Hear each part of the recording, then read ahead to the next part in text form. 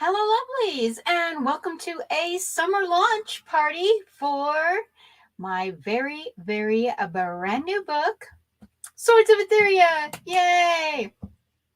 This one has been a little struggle. This one, okay, I know it was supposed to be out all the way back in like the first week of April.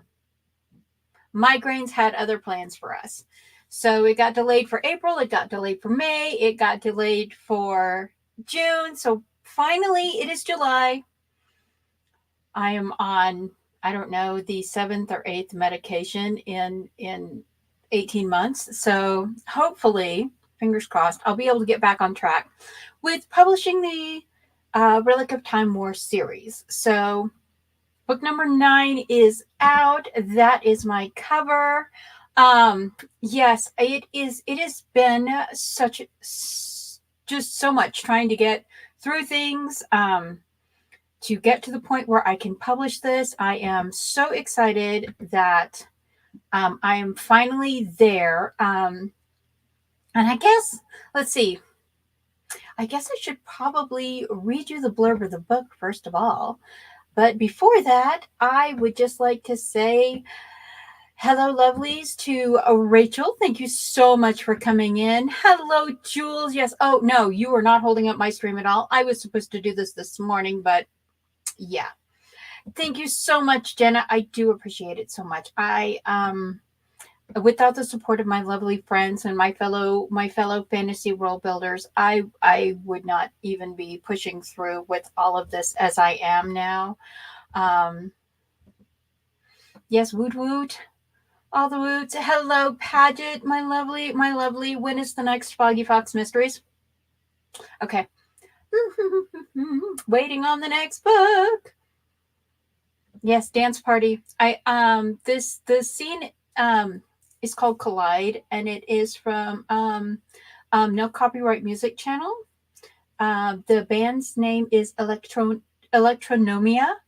And I am a huge club music fan, so pretty much I love everything they do. And if it's peppy and that style of music, I just love it. Hello, Felicia. Welcome. Yes, party popper time. I am so happy. It is good. Hello, Sam. Thank you for coming. If you don't know, I am actually on a stream pretty much every weekend, and Rachel comes, and Jenna comes, and Sky SD Hedges comes, and we come, and a bunch of us come together, and we talk about breaking the block, about breaking writer's block. And then on Thursday, I will be on Jenna's channel, and we will be, let's see, I have a note. We have a tarot writer stream on Thursday because Jenna and I are big Tarot for Writers fans, and we love doing all of this stuff. So I will be on Jenna's channel on Thursday. I will be doing Breaking the Block this weekend. Yeah, I'm trying to get back into the streaming. I really miss 5 a.m. Writers Club. Everybody's like, you're crazy. Why do you get up so early? Because I'm so much more productive when I'm up early. But unfortunately, now it's just not cooperating.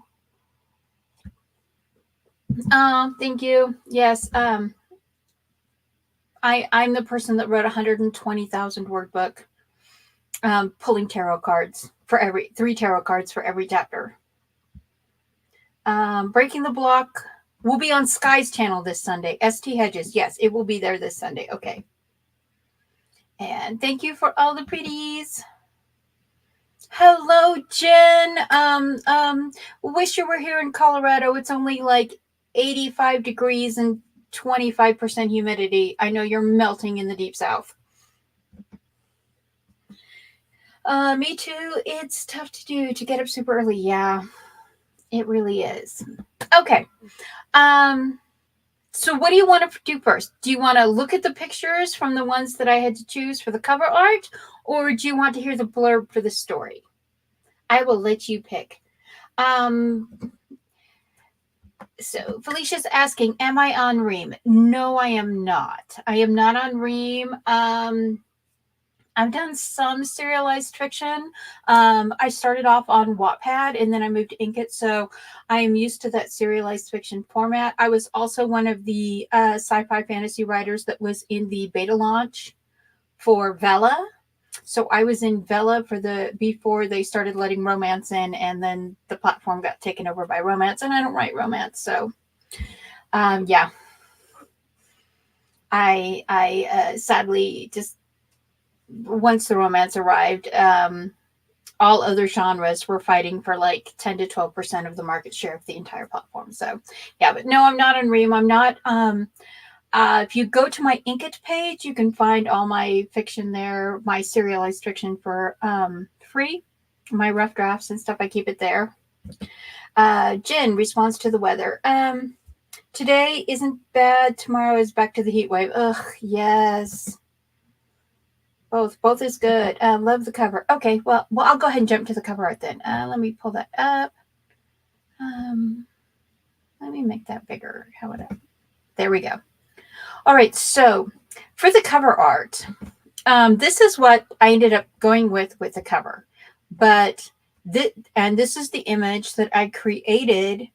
I know that there's a big backlash against AI, but I don't have the finances to hire a cover artist to create like art like this. So I use Leonardo AI, and I spend days tweaking it, adjusting it, completely redoing it over and over and over again until I can get the image that I want. And this one is the image of the Calabrius Regilius, which is the Royal Sword of the Flame, which is a sword they actually make during the book, and it almost kills them all while they're making it because of raisins. And this was another image that I got that it just was just, I love the way that it looks, but I could not get this image to work on a cover. I just couldn't. This is the print copy cover. So I ended up actually putting this image right here in this little spot right here because I just was like, I don't need to have my face on the picture. I'll just put that in. I thought it would be cool when I was first starting to play with the cover builder if to have the sword run down the spine, but unfortunately it completely obscures all the lettering. So it messed up all the lettering, and it was just I tried the lettering dark, I tried the lettering light because I love the idea of just the sword facing outward from the bookshelf. I couldn't make it work. My daughter suggested that I have the sword sideways like this, but my brain was like, nope. My brain did not like the way that like the moon was showing up over here, and then the sword was like this, and there was no way that I could move it that my brain was happy. And also it created a problem with the writing in here, and especially this part right here, to make the cover image look good. So I ended up trimming it down and doing this with the stop scratching. Sorry, Shiley wants to be in the lab, but she's doing the biscuit thing today, and with my migraine pain and my medicine and stuff, I cannot do the whole the murder mittens. I cannot do the murder mittens today. I love you. You're my angel. Go away. So this was the image that I settled on finally for the cover and for the book in general. But I love this image. I've been using this image in a lot of my promo because I love the idea was that the sacred flame relic was encased within the within the sword, so that Cars can still have access to the sacred relic while he is out and about, and he can actually leave the relic with his wife so that she can protect the kingdom. So anyway, that was it. Thank you very much. I really enjoyed the ideas. I wish I could have gotten the sword on the spine to work. I really do, but it was It just wasn't, I just couldn't make it look right. I just couldn't make it look right. Hello, Heather. Welcome, welcome, welcome. Yes, all hail the feline overlords. Yes, Queen Shiley. Shiley. Go on. Yes, Murder Mittens. By the way, the first, yeah, I've been running the books on sale, and the it's I keep the prices. Everyone's like, you need to price higher so you'll get more, make more on your sales. But I figure, $4 or $5 a book is fair. And the first 3 books, or the first 4 books, the prequel quartet, they're actually $2.99 each, and I will not go higher on that. They are much shorter than these books. They are much shorter than these books. So, yes. And I don't have a print copy of Swords of Aetheria because Porch Pirates, they left the box by our gate and someone took it. So somebody has 2 copies of my book. I hope they enjoy it. Murder Mittens, Cupcake Claws. Not today, Chaos Kitties. Yes, Chaos Kitties. Hello, Jewel. Thank you for plugging my launch on your stream as you were ending up. Thank you. Let's see, going through these. Yes, that is the way it is. True. She is the ruler of my room. Oh, thank you. Yes. I really work very hard to make sure that all of my covers have this same vibration, this same feel for the series. I want that. I don't want to be matchy, but I want them to have that same kind of intensity. So, I want you to feel the series. Oh no. What are we talking about? I've lost. Maybe they'll leave a few reviews. Oh, I hope so. Probably not. They'll probably, if it's who I think it is, they'll probably just tear the pages out and use them to light their blunts. So good that Porch Pirates want it. Oh, I love you, Jules. Yes, thank you very much. I work very hard on my covers. I want the covers to blend through the series.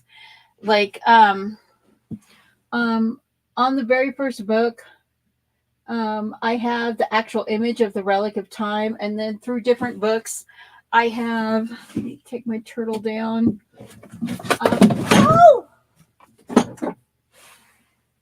Oops! I'm destroying my room. I just redecorated. Where is it? Terrearth Falling. I think that's it. Like in different books, like this is the second book, and this is the great city from that's in the first book. That just it describes the pyramids in there, and this is the city of Azimuth, which is the city they build on Aetheria when they return, and then Terrearth Falling. This is Grand Bay City, which is basically it's like a combination of San Francisco and Seattle. It's the city by the bay with like island offshore, where Epic Research Industries and Cretaceous Creatures Inc. live. And then here's the city. And in the book, they talk about they call it the Anomaly Nebula. And the media claims that it's harmless. But once you're in the series, you know that when this appears in the sky, it means that the pocket dimension that holds the thing that's trying to eat the universe, basically, is trying to breach into the overworld. So whenever you see like this is it's breaching over a new planet. It has not breached over Terrearth before, so it's breaching over a new planet. So it has to basically rub a hole in the surface of reality to get through in to harvest Terrearth. And sadly, that is what happens. And this book is after the fall of Terrearth and the harvest happens. And everybody's just, the humans are on these unpopulated planets, and everyone is trying to figure out what's going on, who is going to be in charge, who's going to rule us. The Aetherians have their own system and their own planets, but they do have certain laws that they expect the humans to live by. And they're like, okay, you're not allowed to murder each other, you're not allowed to molest each other, you're not allowed to harm children. And the humans are like, no, go away, get out of our system, we do what we want. So I'm going to, leading that into you, I'm going to read you the blurb of the book. And the blurb starts off with part of a prophecy.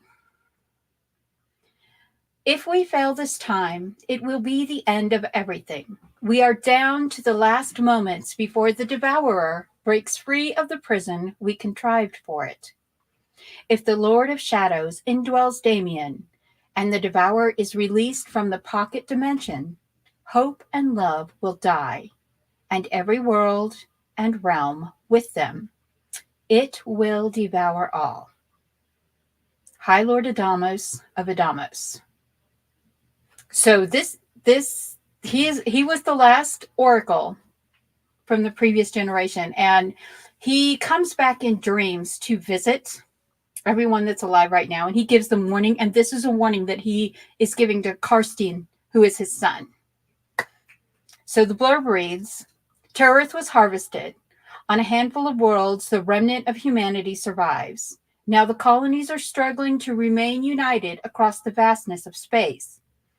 Crown Prince Kars, the Guardian High Lord Kaleth, and the War Oracle, Dr. Daisy Kane, rushed to prepare the kingdom and allied colonies for the war, while waiting for the Shadow's next attack.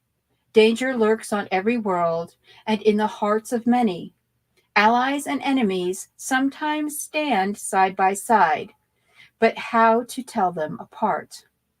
How can they protect those who believe Adam Neimad is the savior of the human people and the Aetherians are the enemy?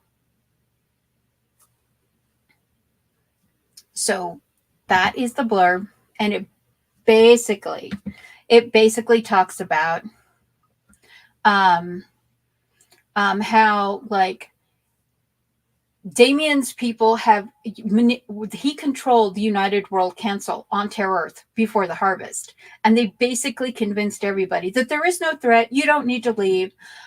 These people are paranoid and crazy, even though they were all screaming, we have to get off this planet.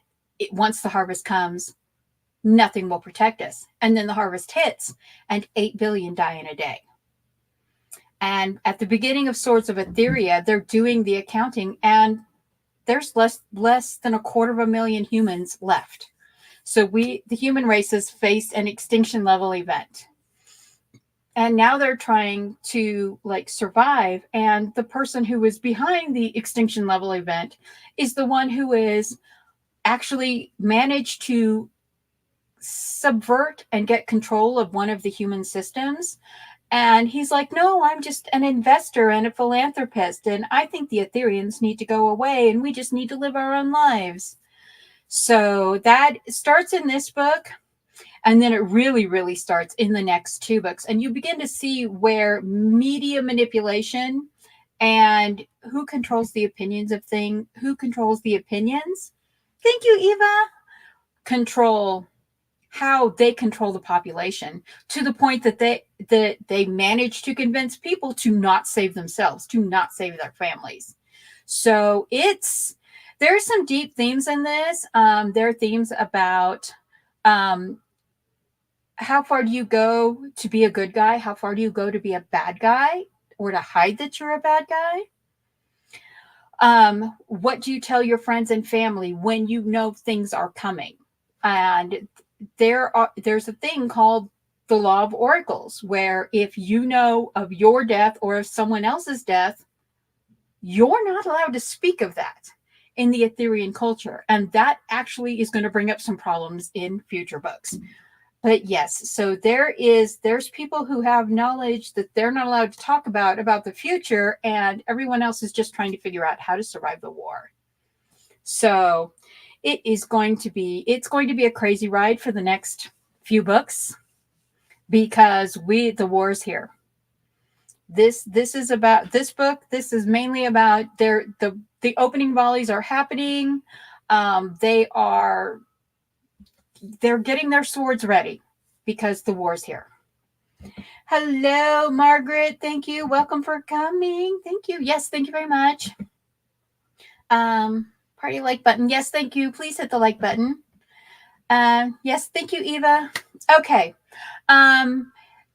If you want to hear an excerpt from the story, I need a number between page 3 and page 363. So if you want to put some numbers in, I will read a page. Margaret's here with page 54. All right, pages. Let's go down. Page 54. My queen, how is the construction of your temple proceeding? Very well, my prince, but that is not why I am here. I have 2 gifts for you, she purred, her strange accent adding a harsh trilling sound to her words. It never ceased to annoy him how like a feline she was able to sound. It was one of the few things he had ever agreed with his father on. Lord Kaleth had disliked felines greatly. The feeling was mutual. Damien had once tried to experiment with them, but their temperamental and independent natures made them unsuitable for his plans, and after the third one tried to eat him, he discarded the notion completely. It seemed fitting they were the only creatures who could survive the blighted brine fungal infection. Thinking of the blighted brine reminded him he needed to go to the swamps of Aetheria. He would check on one of his followers and his work with the wretched felines. Then he'd go to Meridian 3 to check on his were-lions in their profane temple to see if there were any pregnant lionesses or kits that he could move to Meridian 4 to terrify the settlers on that world. He knew from his experiments that the males of the warped creatures would eat their own offspring if he didn't remove them. He turned back to Lubidra. You have a gift for me, my queen? He held out the goblet to her, and she smiled in a lupine way, accepting it. In her other hand was a shimmery orb. It looked like a black soap bubble with dark smoke swirling inside. She placed it in his hand. His fingertips tingled with the sensation of dark magic and energy. What is it? When I was young, we used them to control the lower caste. We called them oblectamen, or pleasure in your common language. They will work much like the humans' addictive substances. Lubidra ran her fingernail over the smooth, hard surface, and the darkness inside swirled faster. They make the user feel great pleasure and satisfaction from whatever they are doing, but always leave them wanting more. Those who use oblectamen can be easily controlled as the darkness builds up in their body. Curiously, Damien turned the sphere in his hand. But, he asked, but what? The addicted are easily controlled, easily provoked to violence or subservience. They will do anything for their next oblectamen. Really? Anything? Damien was intrigued. The illicit drug trade was one of his more profitable hidden enterprises when he had created Neimad Global on Terrearth. Yes, my prince, anything. Behold your second gift. Lubidra smiled with a malevolent gleam in her blood-ruby eyes. One of his amplified zombies strode in, dragging a human woman by the arm. He threw her on the floor. She looked barely 20 years old. She was beautiful once, but now her hair was lank and her skin was so pale it looked translucent. Her giant dark eyes darted around the room. her body trembling as her eyes froze on the ablectament in his hand with such longing and desire it reminded Damien of the opiate and meth addicts of his destroyed homeworld. Lubidra trailed her fingers across Damien's shoulder and whispered in his ear, "She will do anything you want. Let you do anything to her, as long as she gets one more." And that's page 54 and 55. All right. Page 235.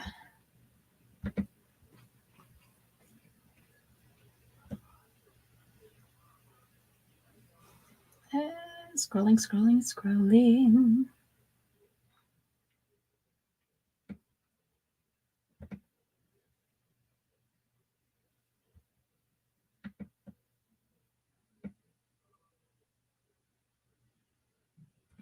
When she set their plates, she noticed a smear on her fingertip. She glanced over her shoulder at Kaleth's very expensive custom range with its perfectly polished stainless steel. An evil smile formed on her lips. Ketha giggled first. "Don't do it, Mom."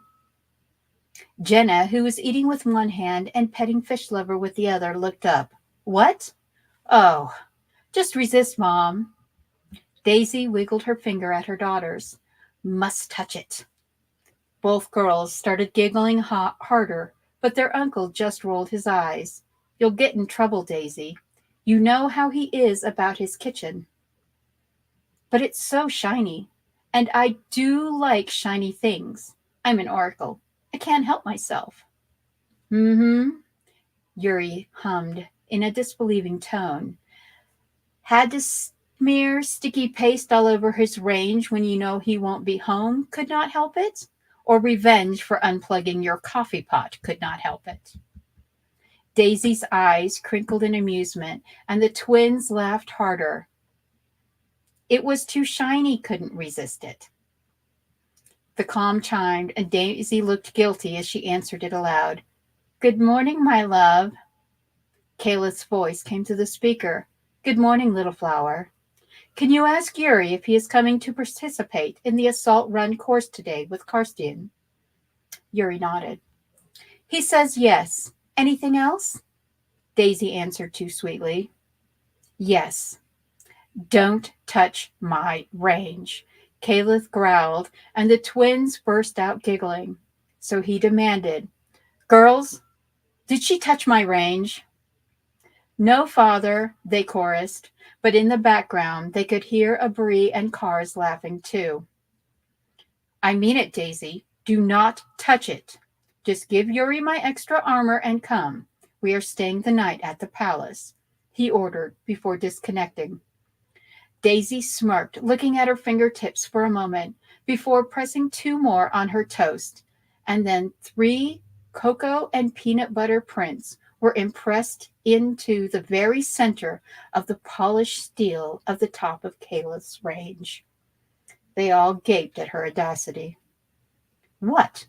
You didn't lie to him. I hadn't touched it yet. Go get ready and pack an overnight bag. Come, Yuri." When they looked between her and the fingerprints on the stove, she scowled. "Get moving, and don't touch your father's range."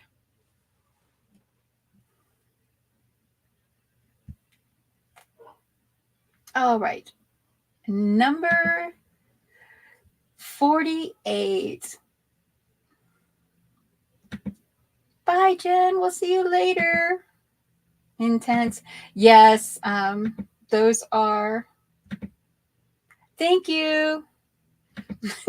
Daisy is evil. She's destroyed Kaleth's kitchen 11 times at this point. So to be fair, he has a very valid reason to say, "Don't touch my stove."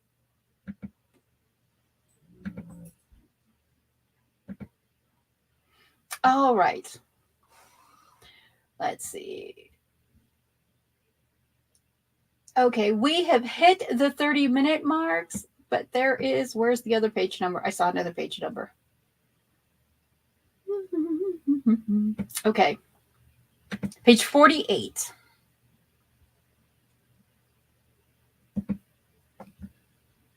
Did I read that one?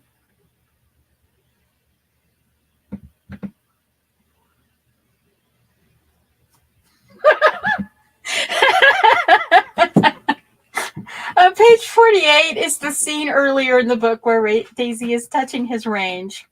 Do you still want me to read it?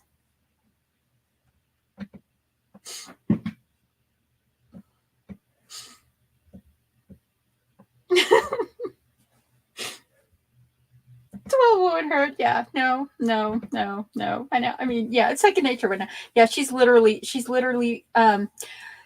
is so bad with kitchen and cooking and things that like her tech team accuses her of reheating her meals in their plasma chamber. Okay, I'm gonna skip 48. I'm gonna skip that one because it literally starts with Kaleth walking into the kitchen and he literally looks at Daisy and says, "Are you touching my range?" Kaleth grumped as he entered. He couldn't help his unpleasant attitude. Felines on his counter, eating peanut butter from a spoon, and his kitchen-cursed wife touching his very expensive custom cooking appliance. Maybe? Daisy stammered as she shook her head, standing up quickly. Cars chuckled. Suddenly mischief gleamed in her eyes, and she winked at Cars, who warned, "Don't do it, Daisy." She giggled and held out one finger, barely an inch above the shiny surface, as she assured him in too innocent of a voice, "No, Kaleth, I'm not touching it." Then she licked her peanut butter spoon. Kaleth scowled at her. 2 centuries ago, they had come to an agreement. They would always have 2 jars of each different roasted nut, seed, or legume paste in their pantry. One for spoons for her, and one for spreading for him. Really, Daisy? Kaleth sighed. She was pushing 2 of his buttons today, and she knew it. "I'm still not touching it," she sang sweetly.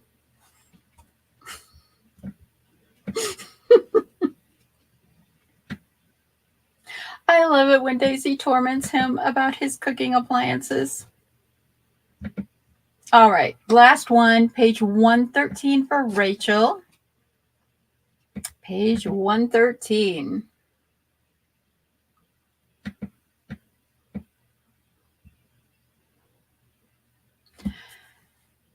Playing at guiding them, Darcy led them through the crowded train station to the bullet train toward Metropolitan City. She talked loudly and excitedly. "Seriously, you all should move here from Dauntless. The Ring of Maglev tracks travels in 2 directions between the outer cities and recreation areas. The whole circuit with stops takes less than 2 hours, unless you take the extra spurs to Paradise Cove on Pearl Island or the Forbidden Forest Biological Preserve in the south. The Mountain Haven area in the north is gorgeous. You can live and work anywhere, and then just catch the trains." The enforcement officer who started following them moved on to another group. "What's wrong with the smoke?" Domini whispered as they boarded the train. "We believe the bubbles are contaminated with dark energy magic.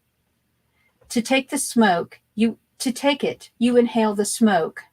But I don't know how to break the orbs." Hannah explained what she had seen around the clubs on Gaia. "It makes people do crazy things, like they're really, really drunk. They have no inhibitions. Most people are really funny at first, but then they get angry, violent even. They keep having riots at places that are giving out the orbs. Everyone knows it, but people still take them. They say it makes you feel like your wishes are coming true, and you'd do anything to keep it." "But it's false. Surely they realize that," Lars insisted quietly. They settled in an almost empty car. The doors closed, and the internal announcement system paged, "10 Falls on Shelf Lake, Recreation Area. Next station, 20 minutes." After the train accelerated smoothly to 250 kilometers per hour, the other 3 passengers went forward. Daisy pulsed the cameras, frying the optics.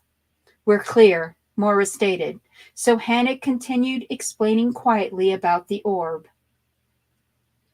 "Talking to people who use orb, They say they see what they want most to make them happy. So many lost loved ones, friends, everyone they knew when the harvest came. Some people would do anything to believe that pain didn't exist. Listening, Daisy turned her head as the train flew through a station but did not stop. "What's that?" Daisy whispered to Darcy. "Damien built that nutcase princess a temple near one of his biome research labs to keep her out of his hair," Darcy murmured to her. "I haven't been there, but Dylan told me Lubidra is reviving some kind of sex and blood sacrifice cult." Daisy straightened, turning her attention away from Hannah. "They're killing people?" "Not yet, but the followers put blood on paper with their prayer request and burn it. It's nothing like what they did to you yet, but we need to get rid of her too. She'd free that planet-eating parasite tomorrow if she could." Darcy whispered, but fell silent as the door from a trailing car opened and passengers started to walk in toward the bar.